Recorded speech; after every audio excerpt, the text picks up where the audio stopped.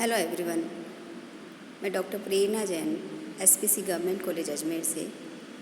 हम अंशों का मूल्यांकन कैसे किया जाए इस विषय पर बात कर रहे हैं।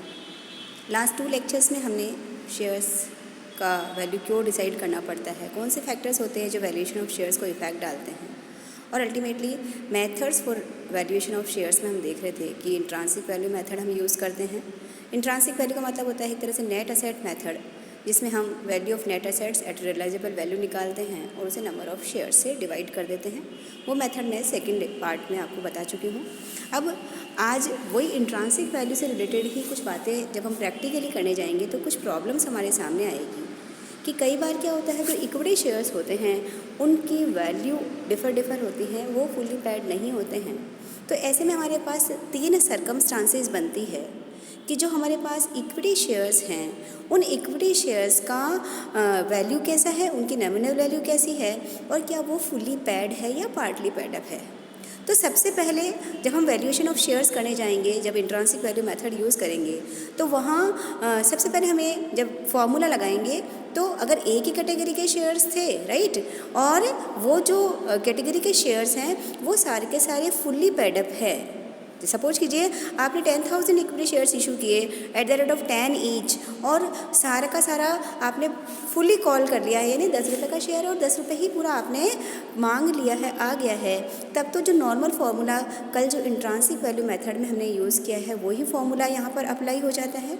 यानी हम फार्मूला लगाएंगे value per share per equity share is equal to value of net assets available to equity share holders, जो हमने कल निकालना सीखा था, और उसे नंबर ऑफ इक्विटी शेयर से डिवाइड कर देते हैं।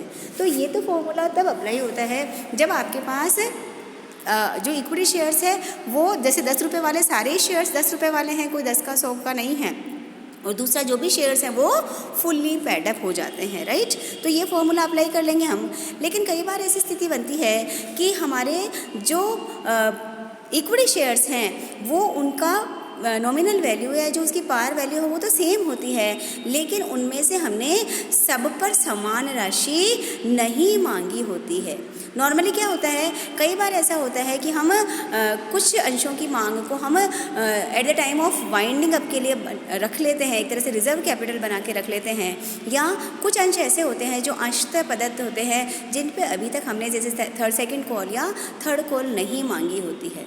तो ऐसे में यहाँ पर जब वैल्यूएशन ऑफ शेयर्स करेंगे तो कुछ एडजस्टमेंट हमें आप करने होंगे यहाँ पर कि नेट एसेट तो वैसे ही निकालनी है, वही total realisable value assets minus external liabilities निकालेंगे तो नेट एसेट्स आ जाता है। लेकिन इस नेट एसेट में हमें क्या करना होगा कि जो अंश अंशतः प्रदत्त है, सपोज कीजिए आपके 100 अंश है जिन पे 80 रुपये आया है, तो 100 अंशों पर 20 रुपीज़ अभी आना बाकी है। तो ये जो कैश रिसीवेबल होगा पार्टली पेड अप शेयर का, उसे नेट एसेट में हमको एक बार वापस जोड़ देना है। समझ आ रहे हैं। सपोज कीजिए आपने 10,000 शेयर्स इशू कर रखे हैं, वो 100 रुपये के हैं, पूरे 100 रुपये आ गए। 10,000 शेयर इशू कर रखे हैं, वो भी 100 रुपये के हैं, लेकिन उस पर 80 रुपीज़ आया है। तो 10,000 अंशों पर 20 रुपये के हिसाब से नेट एसेट में इस वैल्यू को हमें और प्लस कर लेना होगा। यानी ये कहलाएगा notional cash receivable for calls on partly paid up shares. यानी जो अंश प्रदत्त है, जो अंशतः प्रदत्त अंश हैं, उन पर हम ये मान के चलेंगे कि काल्पनिक रूप से लेना नहीं है हमें, लेकिन जब वैल्यू पर fully paid up equity share निकालेंगे तो हम इस वैल्यू को ऐड कर लेंगे। तो नेट एसेट में ये जो अयाचित राशि है इसको प्लस कर लेंगे, और फिर सारे के सारे 10,000 पहली वाली कैटेगरी की और 10,000 अगर दूसरी कैटेगरी की, यानी 20,000 अंश है तो नंबर ऑफ इक्विटी शेयर से इसको डिवाइड कर देंगे। तो ये फॉर्मूला लगाने पर आपके पास जो पूर्ण प्रदत्त अंश है उसका मूल्य निकल के आएगा। फॉर्मूला 2 बार लगाना पड़ेगा। तो ये जो फॉर्मूला हमने लगाया है, ये तो हमने क्या निकाल लिया है, वैल्यू पर fully paid up equity share. अब इसमें से जैसे सपोज कीजिए आपने वैल्यू निकाली, आपने फॉर्मूला लगाया net assets plus notional cash receivable is divided by number of equity shares. तो सपोज कीजिए ये वैल्यू निकल के आती है 170 रुपीज़, राइट।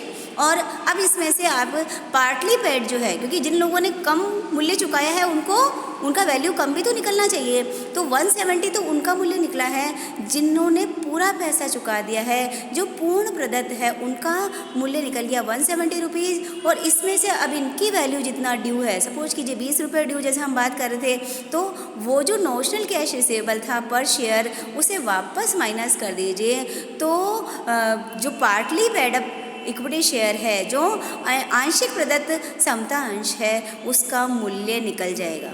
ठीक है, तो ये बात हमें तब करनी है जब हमारे पास अलग अलग कैटेगरी के मतलब इक्विटी अंश तो हैं, लेकिन उसमें से कुछ अंश ऐसे हैं जो जिनका फुल्ली पेड अप वैल्यू हो गया है, और कुछ अंश ऐसे हैं जो जिन पर पूरा पैसा वसूल नहीं हुआ है। तो ये जो असमान प्रदत्त मूल्य वाले अंश अगर हमारे पास होते हैं, जिन पर कुछ की मांग राशि नहीं आती है, तो ऐसे में एक तरह से शुद्ध संपत्तियों में हम नॉशनल कैश को जोड़ लेते हैं, और नॉशनल कैश को जोड़ने के बाद टोटल नंबर ऑफ शेयर से डिवाइड करके फुल्ली पेड अप शेयर का वैल्यू फाइंड आउट कर लेंगे।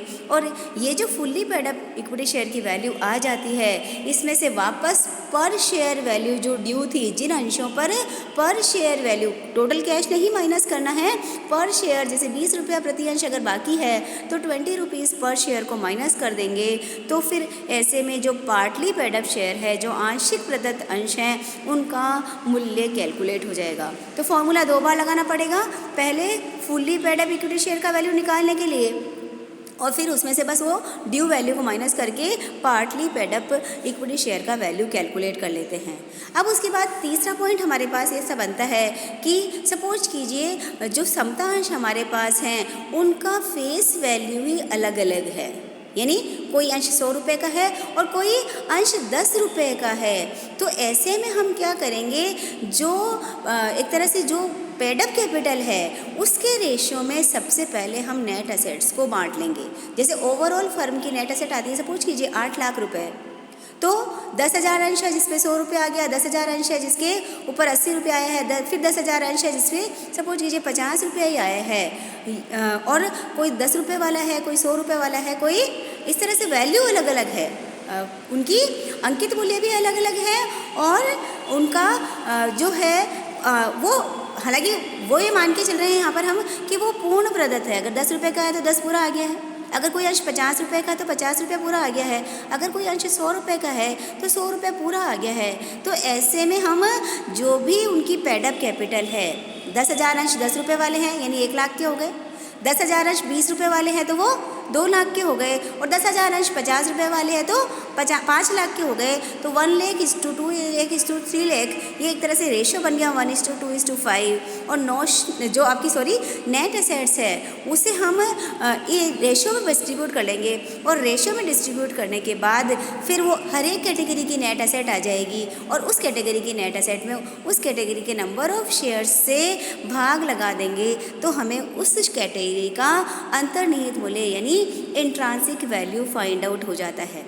तो ये जो डिटेल है वो फॉर्मूला लगेगा उन्हीं के लिए जब हम नेट एसेट बैंकिंग मेथड या नेट एसेट मेथड या इंट्रांसिक वैल्यू मेथड को यूज़ करते हैं। लेकिन बैलेंस शीट में हमारे पास जो इक्विटी शेयर्स है वो अलग अलग तरीके के होते हैं। तो 3 सिचुएशन बनेगी। अगर चौथी सिचुएशन बनती है जहाँ पर है ही बिल्कुल ही वो भी जो अंश है वो हमारा आंशिक प्रदत्त भी है, यानी विभिन्न समता अंकित मूल्य के भी हैं और वो आंशिक प्रदत्त भी है, तब तो हमें जो फॉर्मूला 2 है और जो फॉर्मूला 3 है इन दोनों का मिक्सचर करना पड़ेगा। पहले सबकी नेट एसेट अलग अलग निकालनी पड़ेगी, फिर उस कैटेगरी की हमें फुली पेड अप शेयर की वैल्यू निकालनी पड़ेगी, फिर उसमें से पार्टली पेड अप के लिए उसकी वैल्यू को माइनस करना पड़ेगा।